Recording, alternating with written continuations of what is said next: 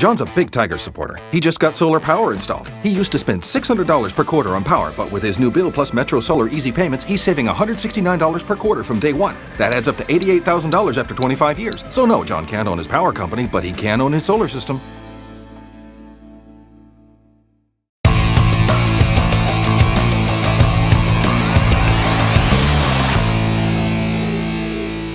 Welcome to Raw Vision Tiger fans and the spotlight on round 7. V Geelong at the MCG on Sunday, and it's of course brought to you by our friends at Metro Solar. As always, I'm joined by Daly, and we say this every week, Danny, but this is another huge challenge. Yeah, they're all big challenges at the minute for us, aren't they?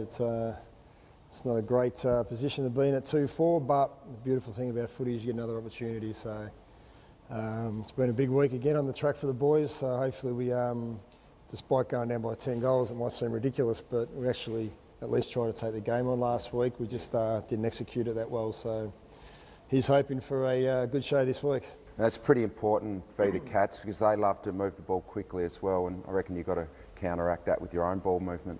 Yeah, you do. They try to tend to set up for the opposition to make mistakes and punish you on turnover, so it's really important that we still take the game on, but hopefully we can control the football a bit more this week and keep the ball out of their hands, yeah.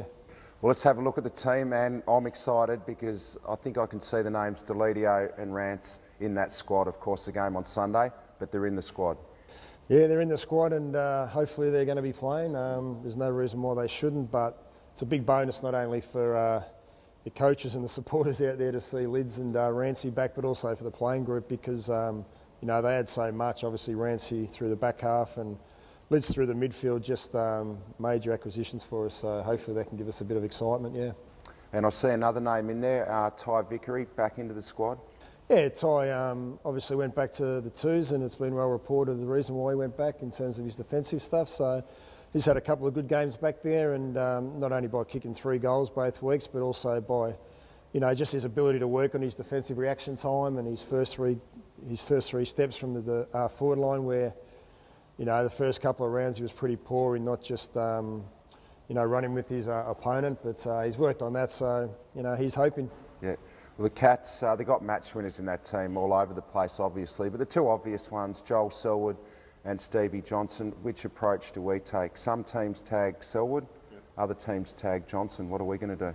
Yeah, look, it's an interesting one. Again, if you look through the stats, I think both of them have averaged, you know, 12 or 13 clearances at stoppages, and they're miles ahead of anyone else. So, as you said, some sides have gone after 1, some have gone after 2, some have at times gone after 1, then gone after the second one in second halves. Like, it's a bit all over the shop, but I think what we need to probably do, which most sides are doing, is get a full lockdown player, tagger. So I think you'll find that we'll have someone who'll go to either Selwood or Johnson. We still haven't made our mind up yet about which one, and just fully lock down on them. It's a full tag, McCaffer type stuff. McCaffer type stuff. Just take one of them out of the game and hopefully get Cochin and Jackson and the like to win the ball for us with someone playing their role at, you know, whoever it might be, whether it's Thomas who comes back in the side or whatever. I'm not 100% sure, but there'll be a full emphasis on locking one of them down, and hopefully the rest of our midfielders can win the ball because we were pretty poor at it last week, so it's a big challenge for us. I reckon the other strength of Geelong is the run they get out of their back line with Mackie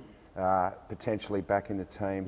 Yep. Harry Taylor, obviously, and Corey Enright's been doing it for 100 years. Yeah. So you talked about forward pressure with Vickery. That's a key this week. Yeah, it is, and I think the other thing, as you said, is due to their ability to rebound from the back half, and they've been doing it for a long time, these guys, that I think another big emphasis for our midfielders is the ability just to run hard forward and get as many numbers as we can in the forward half of our ground, because statistically you can see that we're actually right up there in our inside 50s. We just haven't had the ability to convert yet.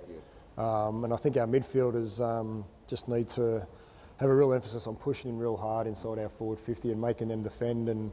And again, as you said, Ty back and Jack and these types, they've just got to have their defensive pressure right up this week.